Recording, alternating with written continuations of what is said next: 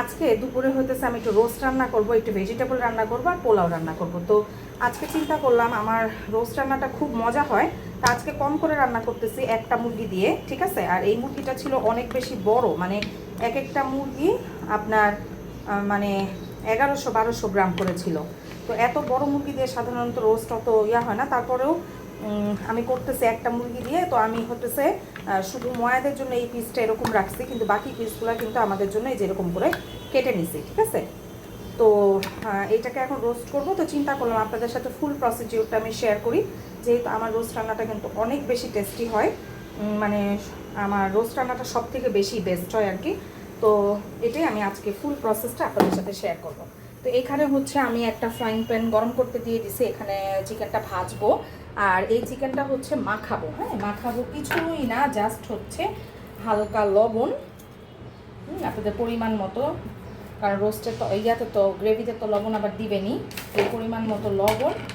আর হচ্ছে একটু আদা রসুন পেস্ট, সেটাও গ্রেভিতে আবার দেওয়া লাগবে, তো এইখানে অল্প অল্প করে দিচ্ছি।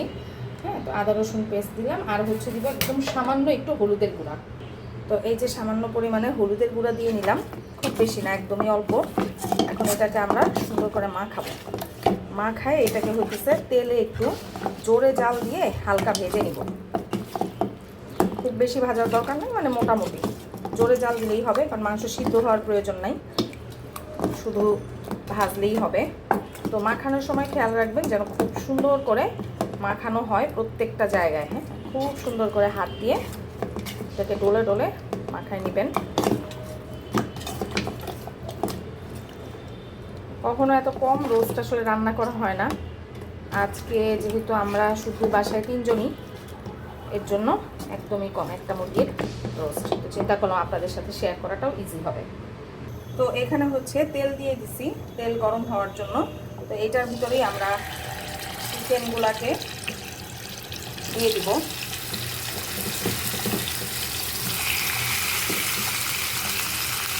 তো এটা ভাজা হোক, উল্টে পাল্টে ভেজে আমি আপনাদেরকে দেখাচ্ছি। এখানে হচ্ছে আমি এই যে চিকেনগুলাকে ভেজে উঠায় রাখলাম। হ্যাঁ, আর এই হচ্ছে রোস্টের মশলা। তো এই রোস্টের মশলা দিয়ে আমি আজকে রান্না করব। আর এই হচ্ছে চিকেনগুলাকে উঠায় রাখলাম। এখন হচ্ছে আমি এই প্যানটার ভিতরে একটু তেল দিব, তেল দিয়ে পেঁয়াজ বাটা দিব, তারপরে কিভাবে কি করছি আপনাদের সাথে শেয়ার করছি। প্রথমেই হচ্ছে একটু বেশি করে তেল দিয়ে নিলাম, রোস্টে একটু তেলটা বেশি লাগে। তো তার মধ্যে হচ্ছে আমি পেঁয়াজ বাটা দিয়ে দিলাম। তো এই পেঁয়াজ বাটা দিয়ে আমি এই পেঁয়াজ বাটাটাকে তেলের মধ্যে ভেজে নিব ভালো করে। এখানে দেখেন পেঁয়াজটা কিন্তু পেঁয়াজ বাটা দিয়েছিলাম, ভালো করে কষানো মানে ভাজা হয়ে গেছে। এবার আমি এটার ভিতরে সামান্য পরিমাণে দুধ দিয়ে দিতেছি। আপনারা চাইলে দুধ আরও বেশি দিতে পারেন, আমি অল্প দিলাম, কারণ আজকে আমার দুধ জাল দেওয়া নাই, এখন আবার নতুন করে বরফ গলায় দুধ জাল দিতে হবে, এর জন্য আমি আর দেই নাই। আর হচ্ছে গুঁড়া দুধও গোলায় দিতে পারেন, কিন্তু গুঁড়া দুধ গোলায় দিলে আমার কাছে টেস্টটা অত বেশি ভালো লাগে না। গুঁড়া দুধ আমি পরে দিব, আমি আপনাদেরকে দেখাচ্ছি 1 বাই 1 স্টেপগুলো যে কিভাবে করব। এই পর্যায়ে জালটা একদম কমাই দিলাম, কমাই দিয়ে হচ্ছে এখন আমি এখানে আদা রসুন বাটা দিব। আদা রসুন বাটা দিয়ে নিলাম। এখন দিব রোস্টের মশলা। রোস্টের মশলা আমি মাঝে মাঝে বানাইও দেই, আর সেটা হয়তো আমি পরে আবার শেয়ার করব যেদিন বানাই দেই। আজকে হচ্ছে কেনা রোস্টের মশলাটা দিয়ে আমি রান্না করব। তো এখানে হচ্ছে আমি 3 টেবিল চামচের মতো রোস্টের মশলাটা দিলাম, দিয়ে এটাকে আমি এই পেঁয়াজের সাথে একসাথেই ভুনবো। তারপরে এটা একটু কষানো হয়ে গেলে আমি এখানে একটু সামান্য পানি দিব। এই মুহূর্তে লবণটা চেক করে নেবেন যে লবণটা ঠিক আছে কিনা, খুব বেশি দিবেন না, কারণ হচ্ছে আমরা কিন্তু চিকেনটা ভাজার সময় লবণ দিয়েই ভেজেছি, সুতরাং বেশি লবণ দিলে আবার লবণের পরিমাণটা অনেক বেশি হয়ে যেতে পারে, খেয়াল রাখবেন।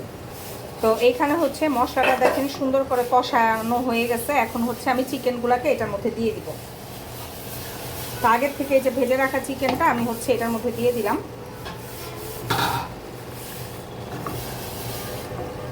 আর লবণটা চেক করে নিছি, লবণটা একদম পারফেক্ট আছে। তারপরেও আমি চিকেনটা যখন কষানো হয়ে যাবে এখানে সামান্য পানি দিব, তখন হচ্ছে এইটা আবার আরেকবার চেক করে নিব।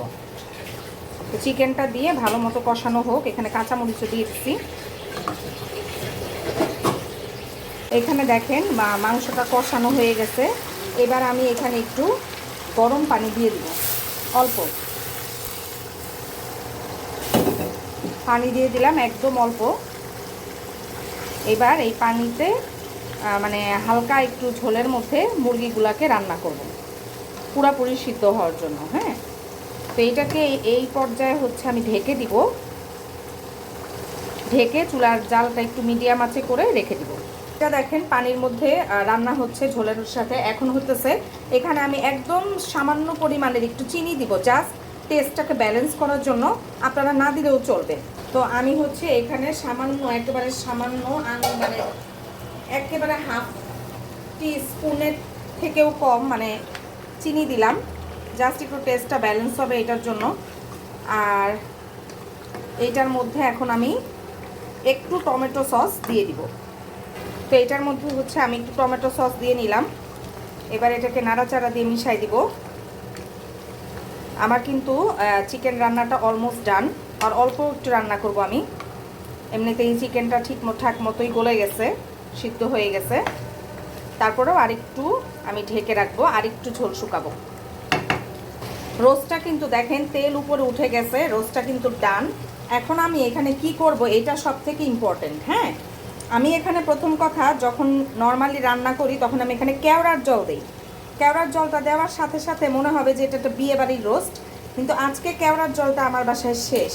ঠিক আছে, কিন্তু আমি রিকমেন্ড করব অবশ্যই কেওড়ার জলটা দিবেন, না দিলেও অসুবিধা নাই। আর রোস্টের ফ্লেভারটা খুবই ভালো হয়েছে। তো এইখানে আমি যেই কাজটা এখন করব সেটা হচ্ছে, দেখেন আমি এখানে গুঁড়া দুধ দিয়ে দিব, এই যে এরকম, গোলাবো না। হ্যাঁ, জাস্ট এরকম করে দিয়ে দিব। 2 চামচ গুঁড়া দুধ দিয়ে দিলাম। দেওয়ার পরে দেখেন এটা ঝোলটা কত সুন্দর ঠিক হয়ে যাবে, এবং পুরা বিয়ে বাড়ির মতো একটা শাহী টেস্ট হবে। এটা কিন্তু অনেকেই করে না, কিন্তু এটা একবার করে দেখেন কি যে মজা হয়। মানে গুঁড়া দুধটা জাস্ট এভাবে মিশাবেন। এটা হলো আমার রোস্টের একটা সিক্রেট। আমার আত্মীয় স্বজন অনেকে জিজ্ঞেস করে যে এত মজার রোস্ট কিভাবে রান্না করো। তো আমি আজকে তাদের জন্য এই ভিডিওটা বানাইলাম, যে আমি এইভাবে রান্না করি। কখনো তাদেরকে ওইভাবে করে আসলে বলা হয় নাই। তো এই তো দেখেন, এবার দেখেন গ্রেভিটা কত সুন্দর ঠিক হয়ে গেছে। আপনারা ভিডিওতে কতখানি বুঝতে পারছেন জানি না, বাট ইন রিয়েল খুবই সুন্দর হয়েছে। এখন যদি আপনাদের একটু, এটা কিন্তু শেষ, আর কিচ্ছু করা লাগবে না। হ্যাঁ, এখন যদি একটু পেঁয়াজ বেরেস্তা করা থাকে এখানে জাস্ট উপর দিয়ে দিবেন অল্প করে ছিটায়ে, তাহলে এটা সেই মজার একটা রোস্ট রান্না হয়ে যাবে। তো এই ছিল আজকে আমার রোস্ট রেসিপি। কেমন লাগলো আপনাদের কাছে অবশ্যই কিন্তু জানাবেন। এই যে দেখেন আমার কিন্তু রোস্ট রান্নাটা শেষ। অনেক অনেক বেশি টেস্ট হয়েছে। আপনারা জাস্ট যেভাবে দেখাইলাম এই নিয়মে এটা পুরাটা ফলো করে রোস্টটা বানায় দেখবেন, খুব বেশি মজা হয়।